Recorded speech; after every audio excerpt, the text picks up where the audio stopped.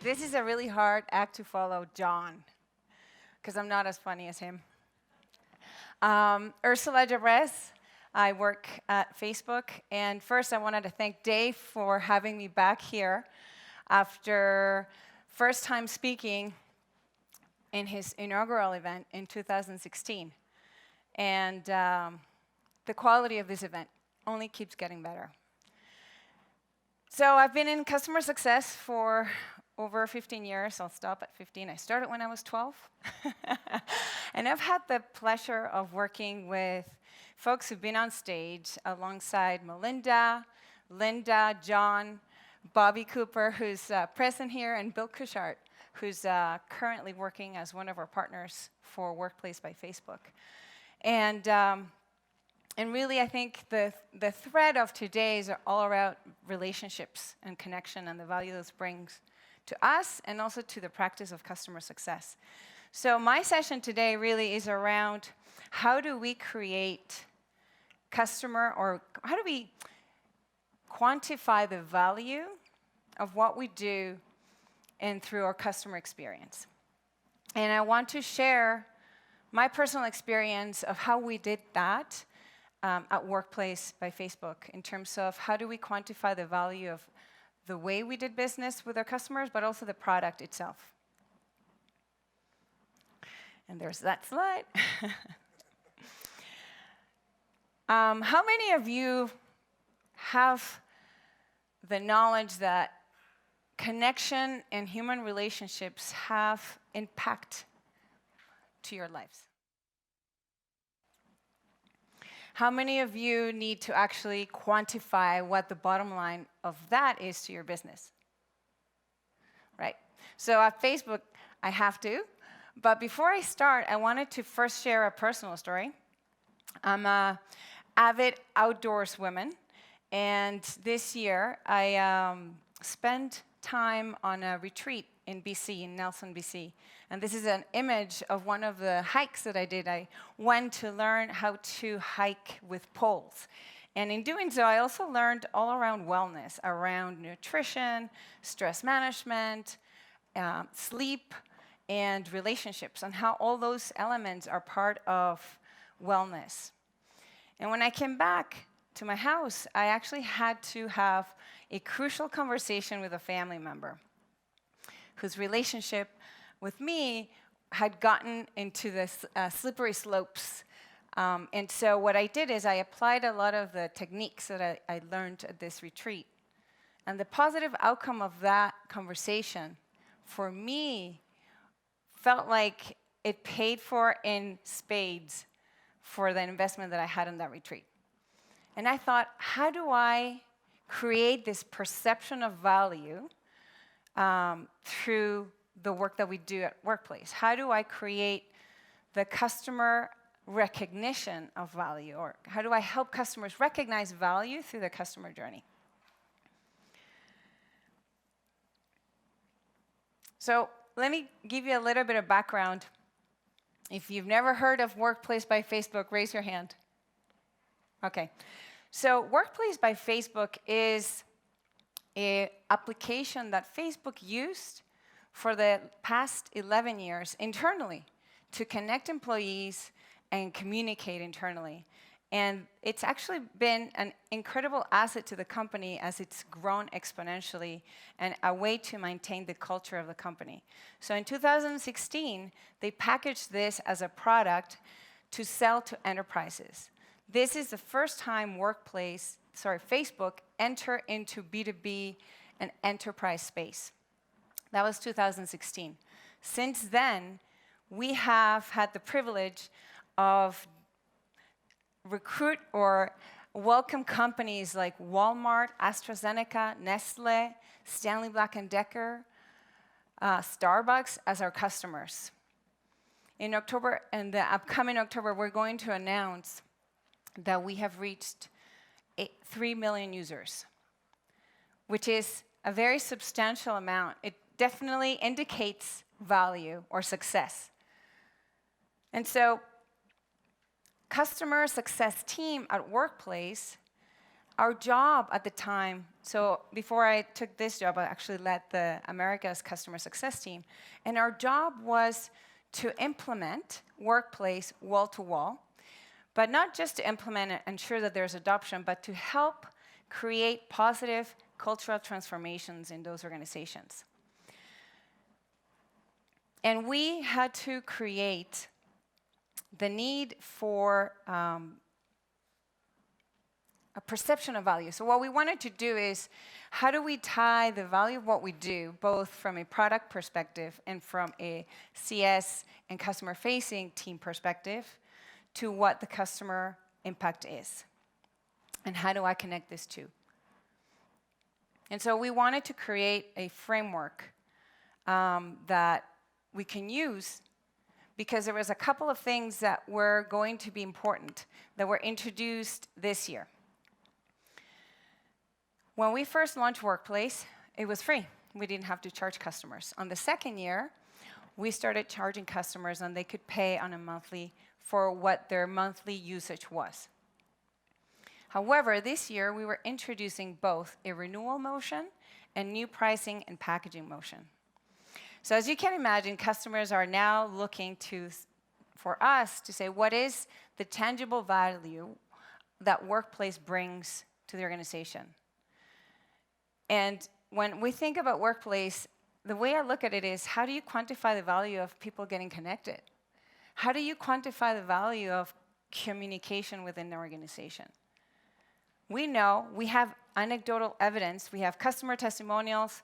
We know some customers are reporting that there are specific benefits, like reducing employee churn, like engaged employees. But we needed a way that every customer could take that, understand those benefits, and then create their own model so they can share it internally. So how do we make the intangible tangible?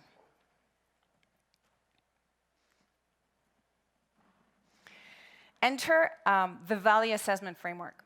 So I was privileged to lead this project with a cross-functional group of different leaders in the organization, both customer-facing, product, to understand first, where do we create value for customers? Greg Danes yesterday did a great job in highlighting this. Focus on how your customers are finding success and why they're being successful, and work on that. So what we did is, we did that. We knew that there were 6 areas that we had evidence of value and impact.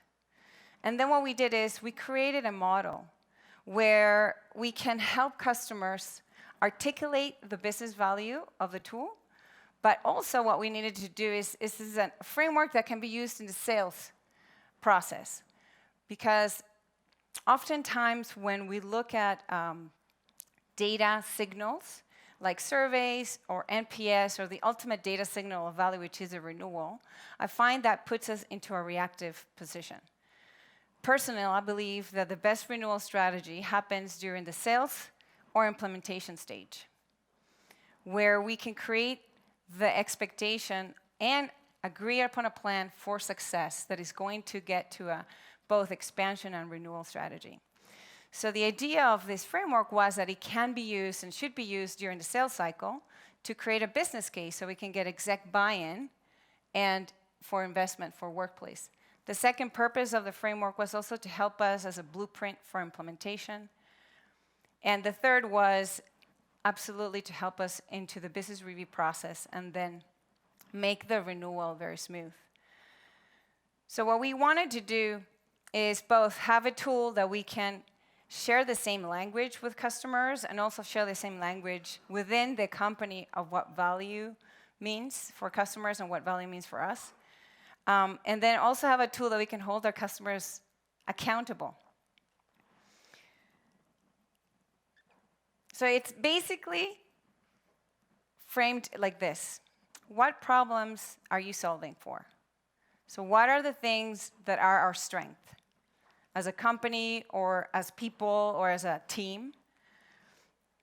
And then what problems does the customer need to solve? Oftentimes, customers have a very large list of problems that they're facing, but not all of them we are the right product or we offer the right service to solve. So the idea was to just focus on where those are aligned. Where I'm strong and have evidence of creating value and align that to the problems the customer is trying to solve. The next step is through a workshop event that we would do a lot of empathy. I love that because that was actually very important for us, and discovery, that we can identify those priority areas. One of the key elements of the things that we agreed when we implemented this exercise was that we asked the CS folks, and then eventually our partners who also worked in delivering this, to narrow it down to just 3 focus areas. Because it may be that we have 6 strengths and the customers may have a long laundry list of things that they want to solve for. But to make it tangible and for people to create accountability and maybe create ownership, it has to be simple. So we said just choose the 3, and then we can iterate over time and add another 3 that we want to create focus on. The second thing that is really important is gather the benchmark information. This is oftentimes missed. When we do these exercises, we look at, great, what are your challenges? Here's how we can help you solve for. Let's create a plan and move forward. But we miss gathering the insight in terms of what are the cost of the problem that you have today? How much money do you spend on doing the things the way you're doing it today? And gather both that tangible cost data or time spent, resource, waste time spent, so anything that you can gather that can give you some tangible information of the process cost today. Because that's going to help you when you do your ROI later on. And then the second is to outline the measures of success. Great, so if we're going to tackle these 3 objectives, what does good look like, and how do we want to track that? In the framework, we had some examples of how we could suggest customers could track success, because we've had some evidence from other customers doing that. So we would guide the conversation to keep it simple. And then the output would be a very specific plan to go forward. I would say draft the plan, work the plan, and then iterate on the plan. Important is to have check-ins throughout the process of how you're measuring this action plan. And establish a business review. And this is probably part already of your account management or CS management playbook. One of the things that it was really hard to do, but something that we always iterated on, is to keep it simple. When we talk to partners, oftentimes this is something very familiar a lot of companies do. They do value realization as part of the sales motion, and sometimes it takes 6 weeks. It costs $80,000. We wanted to create it in a simple way that either a customer can do it themselves, or they can hire a partner, or we can do it at a half-day workshop, and that the output would be a 1-pager. So hence why, if it's really simple, then it's probably easier to share, easier to be understood, and easier to be adopted and implemented. So this is an example of some of the outputs that we did as part of the value assessment, discovery and planning stage. Why do I share this? I think this is important because we did this for the product to understand what is the impact and the value from customers that are getting from a product. But I do believe that the same framework can be done to assess the impact your team is having on the company, or perhaps the impact that you are having is. So the idea is, and at the end we'll talk about it, is if your output is simple, then it's easier to communicate. And I love what John shared is communicated relentlessly. And so if you keep simple the vehicles of where you're documenting the plan and how you're documenting the results, then it's easier to communicate more often. And I repeat, I think it's important to gather the benchmark data, because this will also help understand how we're closing the gap or the impact or not, how to invalidate some of those assumptions that you made at the beginning. So what were the results of launching this process of gathering value discovery, value planning, and value assessment? So in the first couple of months, we completed 14 value assessments. 50% of those help accelerate the closing of the deals that we did, because it created focus and it gave our champions a tangible business case that they can go get funding for the project. And 80% were done for net new business, net new companies that were coming in. So this, for us, was a signal that, yes, this is a good process. Let's now scale it. And so what we did in good old Facebook fashion is you always have to scale whatever you do, because the team is very lean, and we always want to make sure we reach as many customers as we can, is we did two things. We published the framework on our Customer Resource Center, everything from surveys on how you can self-guide the process, to the actual template that they can use to both do the discovery and create these workshops internally. We also enabled our partners to be able to do this, but we also contracted Forrester Research, and this framework served as a foundation to the total economic impact report that they published this year. So I would say, so what is the value of connection? And when we got the results, I mean, we had known after doing some of these assessments that the output or the value of human relationships of communication was actually important. But these are some of the results that we got from over 200 companies from different segments in different industries that participated in this study.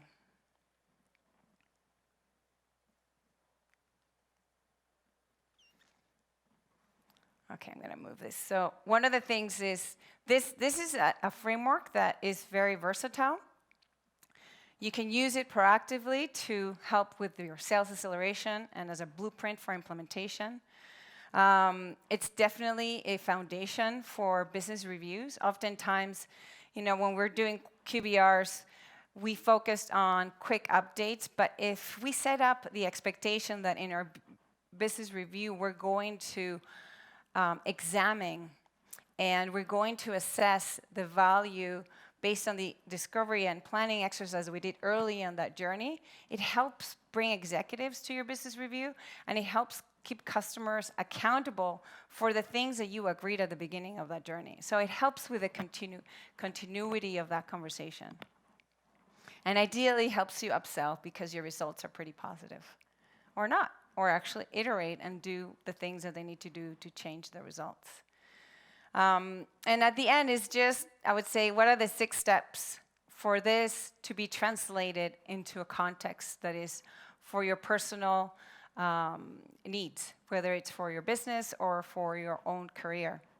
I would say start with a common goal. Identify your focus areas where your strengths are going to solve the problem that your customer is having or your client is having. The importance of discovery and establishing benchmarks is foundational. And then create the plan, the outline of the blueprint. And I'll always say keep it really simple to 3, no more than 5 objectives that you're going to focus on. And then work the plan, check in, and assess the progress and iterate. And at the end is aim for quick wins. Part of the objectives that we encourage our customer to focus on was things that they could get quick wins on. And the reason being is that when you get a quick win, it actually motivates you to bring in another set of challenges that you want to address, whether with your service or not. So oftentimes customers want to tackle the really gnarly objectives, which is fine, but I always say include something simple where they can experience success in short order. And the same with our implementation of this new framework. All right, we got 10 minutes for Q&A. Yes, That was at the end. It's like, I'm just going to do this really quickly so we can have questions. And yes. Ursula, a question about the sales alignment and how. Yeah. Question about the sales alignment, how deep they're going with this framework, because conceptually, this is a sales process right there, right? What are the problems you're solving? What are the things we do? How do we align? How do we set some goals? Boom, yes, we can do this. So what's the balance between how deep you're going on the sales side versus then getting involved? A half-day workshop, that's obviously going real deep, but how much did they already do up to that point? That is a good question. So obviously sales is don't slow my deal down with your workshop. And what we did is we had to get first your early supporters and prove the value of the model, even for ourselves. So what we did is we tested it out with a couple of reps that understood the value of this. And then once we had evidence, so that's why we had a test phase of about 3 to 4 months, because we had to test this out before we made it official and build it into the sales methodology. So once we had some quick wins and proved the value, then reps were like, okay, how long is it going to take? I was like, oh, it's only going to take half an hour. It's going to help you get to execs, because we had evidence of that. And when the sales leader said, you're going to help me close my deal, and then you're going to help me accelerate my deal, they're all over that. And the other thing was that we had to keep it really simple. So the next phase is, while your team is super lean, I'm not going to be able to get CSMs to do this workshop. I said, well, you can actually do it yourself as part of your sales process, and you can come across as much more strategic as a rep, one. The second is, just contract one of our partners, right? And because it's simple, it should be pro bono, and they can actually sell their services for implementation. That's one of the recommendations we gave. So the customer is really not slowed down by having to do contract work with a partner. Otherwise, and actually that worked really well. Yes? It's kind of a follow-up to his question. Yeah. But how did you test the theory first before implementing it in sales? Can you speak more about the testing process and the ups and downs you guys went through? So we tested with current customers first, because we already have a relationship, and they already had to build some sort of value proposition for renewal.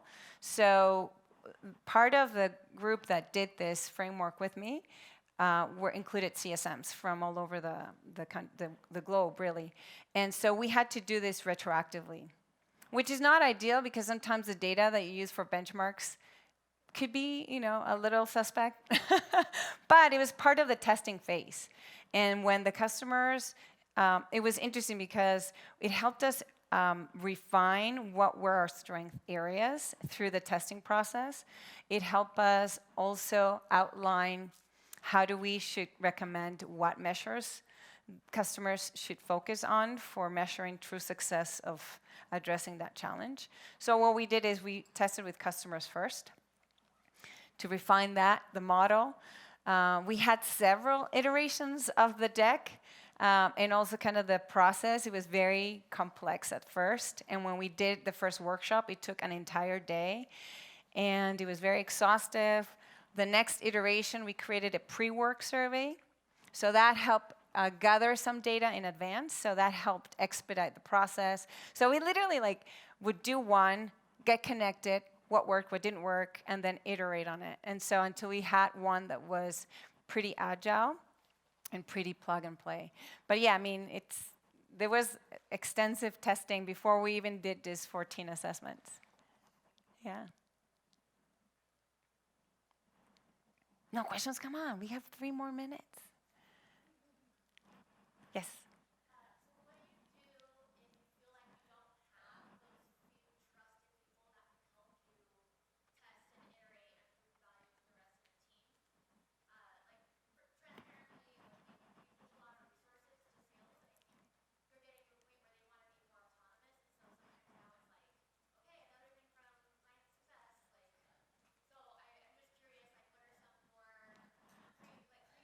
Yeah.